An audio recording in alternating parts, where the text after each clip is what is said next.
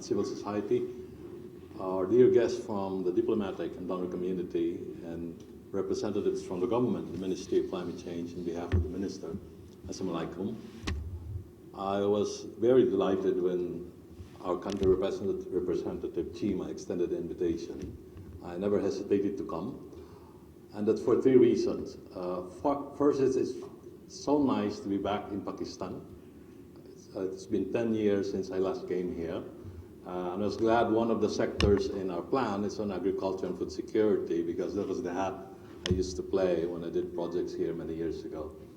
Secondly, it's a marching order from my boss, the Director General. So last month at the World Economic Forum in Davos, so our Honorable Minister, Madam Sherryman, met with our Director General, and she had a very specific request to IUCN to be able to support the country in Pakistan on the various climate risks, especially the most vulnerable and most at-risk populations, including gender, and specific hazards such as forest fires. So that's the reason why I come here today. But there's a more personal reason why I'm very interested in being here. Climate and climate change as themes are not really something I, as a professional, simply study or work on. I grew up in the Philippines, one of the most at-risk and climate vulnerable regions in the world. And so to me, it's not just about studying and working on climate change.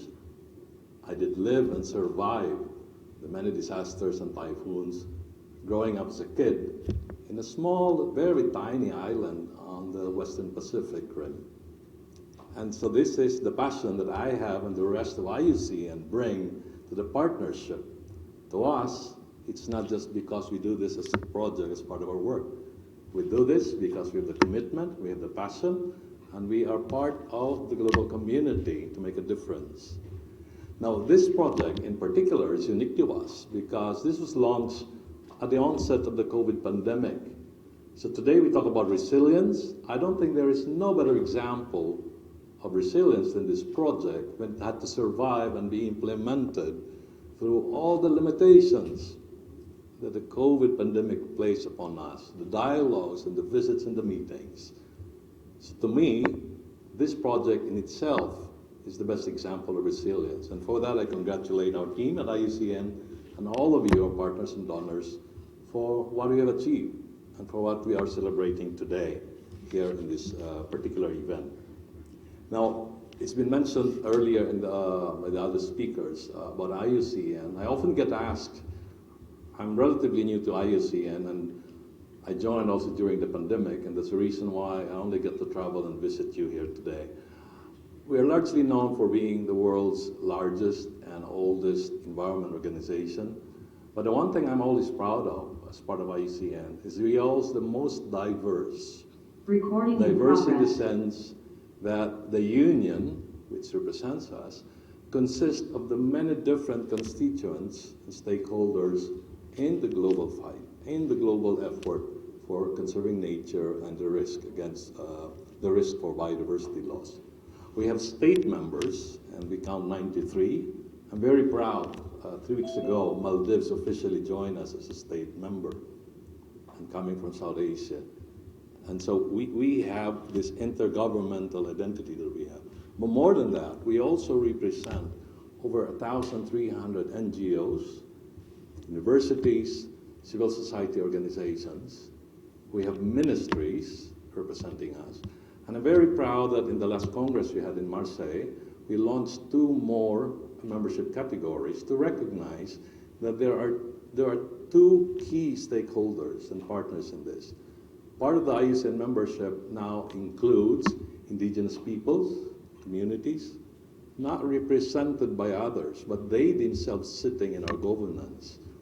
And just last month, we approved the newest category on subnational entities to recognize that much of the action on climate change goes beyond the national government and national governance.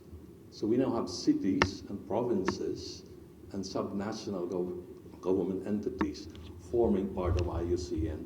And this is the diversity that we not only celebrate, but we also seek to mobilize. And today's event is a great example of what we are as IUCN and what you represent, which is our convening power I'm truly amazed seeing all of us today and the balance that is represented. But more than that, bringing different voices from government, civil society, and our other partners together in the same event. But let me also emphasize that while we celebrate the output of this project, which is this plan, the work doesn't end today. It's just the beginning. Much still needs to be accomplished. This project is going to be continuing until the end of the year. And to me, that's the most important one, translating what is in the pages of these documents and getting them integrated into the design and implementation of actual activities, including Pakistan's plans and initiatives in climate change. That, to me, is the best test of how well we have done our job.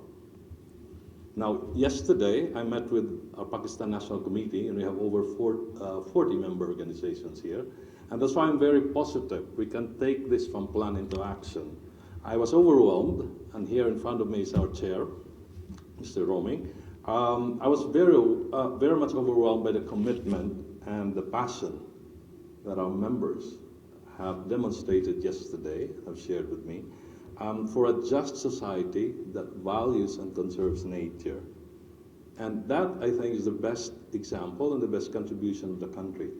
Let me also invite you to think beyond the boundaries of this project and what it can do at a larger scale. First of all, this is one of the two initiatives we have in Asia. It's actually Pakistan and Bangladesh leading the way in developing the ccGAPs. Now, there are many other countries just in this region alone that could benefit from the examples, the challenges, and the lessons learned. In IUCN, well, we serve over 170 countries. In Asia and Oceania, which I cover, we have 48 statutory states, all the way from our office in Fiji and the South Pacific countries, New Zealand, all the way here to Pakistan. This is the greatest product and asset that you could actually share for the rest of the region. And we in the regional office in Bangkok would be very happy to promote that. Well, also we speak of gender today and women being disproportionately affected. Let's also think beyond. Within gender, and I was over dinner last night, we were talking about, not speaking of women, for example, as a homogeneous group, but the intra-gender dynamics, intergenerational, and beyond gender, what are those drivers of social exclusion coming out of climate change? It could be ethnicity, it could be conflict, it could be all these emergencies that we have. I've been busy the past days, for example, with our colleagues on our team in Sri Lanka and earlier in Myanmar. So I think the work on gender is a good example, but let's just stop there, because there are many other drivers that affect all of us in our ability to bring a climate resilient future for all. In the process of doing this project, there have been developments in IUCN which I would like to highlight, and I think complements the effort that we have here in Pakistan. Last year, we also launched a new global commission. IUCN, besides the membership and the secretariat, we are proud to have 6 global commissions, which bring together 18,000 of the leading experts in different areas of nature conservation, environmental law, protected and conserved areas, environmental education. Our 7th and latest global commission is on the climate crisis, and our new chair has just been appointed, the former Minister of Environment from Peru. And so the work that we have here is also going to be an important contribution to the work of the Commission. The other one, when this project started, it was under a global team on gender. Since then, that team has evolved to what is now called the Global Team on Inclusive Conservation. Because inclusiveness in conservation work and in climate change, again, just goes beyond gender. So our team works, for example, on rights-based approaches and all the other elements that bring inclusivity to IUCN's work. We also are very proud that along the way we have established the nature-based solution standard. These days, in many projects, in many countries, in many meetings. Many of us claim to be experts on nature-based solutions. Now, one of IUCN's global responsibility is the standard setting role. I'm sure you heard us about the red list or about the green list. Now, the latest is about nature-based solutions. There are many NBSs around the world, but there is only one global standard, an NBS, which is the one set by IUCN, which is the reference for countries, for donors, and recently in Nairobi, in the UN Environment Assembly, was adopted as the official definition. Now, we in the region and globally here in the country will be promoting those standards, including certification and third-party assurance, to ensure that as we talk about and implement nature-based solutions, we are adhering to the standard along with the other global standards that IUCN have placed. We also look forward to today's discussion and its contribution to the many other dialogues and conversations happening in the coming months. In October, we'll have the Davos of the Environment in Jeju Island, IUCN. We're going to have the key leaders of the environment convening, and again, we have invited the Honorable Minister to join us. It's called the Global Leaders Forum on the Environment. And of course, we are all gearing up for the continuation and the completion of CBD, the Convention on Biological Diversity. And now we know it's going to be taking place in Montreal. Finally, as again we go back to what we are doing today, ccGAP, the P is very important. It's the plan. But more than that, if you ask me, of the 5 letters there,